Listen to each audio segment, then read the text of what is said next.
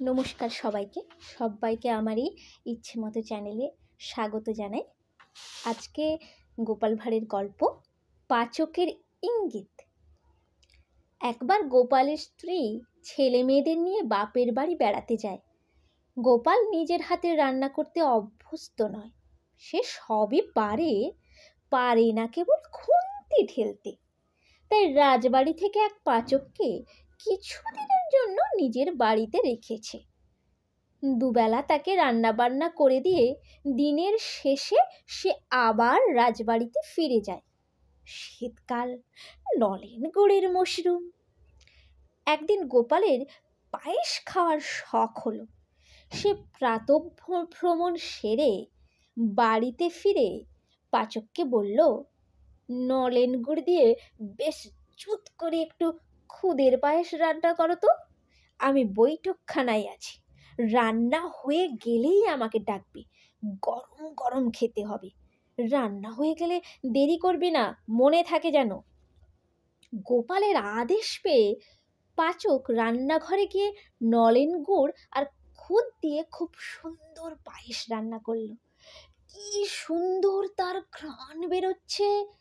এবার সে আসন পেতে এক গ্লাস জল সাজিয়ে বৈঠকখানায় গোপালকে ডাকতে গেল। ঘরের দরজার কাছে গিয়ে দেখে 4-5 জন ভদ্রলোক তার সঙ্গে গল্প করছে। পাচক পড়ল মহা সমস্যায়।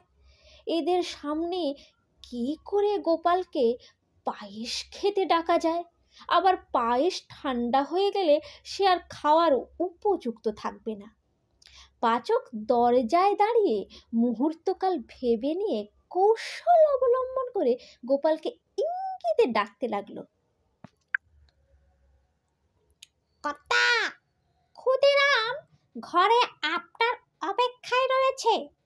সময় মতোই হাঁড়িডাঙ্গা থেকে থালা ঘাটায় হাজির হয়েছে। এবার সে জুড়োল পুকুরে যাবার জন্য ব্যস্ত।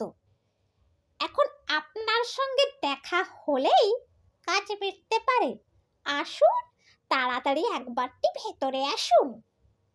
গোপাল পাচকের ইঙ্গিত পেয়ে বুঝতে পেরে বলে উঠল, সে কি, জুড়াল পুকুরে কে তাকে যেতে দেবে? তার আগে তাকে এক্ষুনি উদরগড়ে যেতে হবে। গোপাল এবার আগন্তুক ভদ্রলোকদের উদ্দেশ্য করে বললেন, কিছু মনে করবেন না, আপনারা অনুগ্রহ করে একটু অপেক্ষা করুন। আমি ভেতরের বাড়ি থেকে একটু ঘুরে আসছি, বেশি দেরি হবে না, এই যাব আর আসবো। ক্ষুদিরামের সঙ্গে বোঝাপড়াটি সেরেই ফিরে আসব। আগন্তুকদের কাছ থেকে বিদায় নিয়ে গোপাল ভেতর বাড়িতে গিয়ে খুদের পায়েসের থালা নিয়ে বসল। পাচকের বুদ্ধিমত্তার জন্যেই গোপালের নলেন। আজকে এই চ্যানেলের শ্রোতাদের জন্য আমি কয়েকটি প্রশ্ন রেখে গেলাম। যারা এই গল্পটা শুনলেন তারা যদি বুঝতে পেরে থাকেন তাহলে অবশ্যই প্রশ্নগুলো উত্তর দেবেন কমেন্টে। প্রথম প্রশ্ন হলো, এখানে পাচক ক্ষুদিরাম বলতে কাকে বুঝিয়েছে?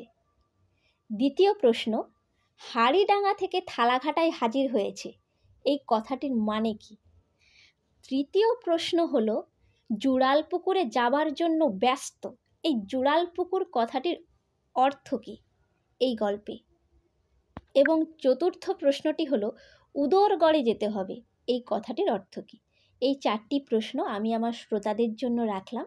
যারা এই গল্পটি পড়ে বুঝতে পেরেছেন অবশ্যই কমেন্টে উত্তর দেবেন।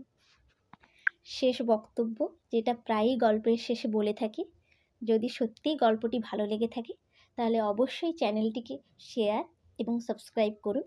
আর আজকের প্রশ্নের উত্তরগুলো দিতে যেন ভুলবেন না। নমস্কার, আজ এই পর্যন্তই।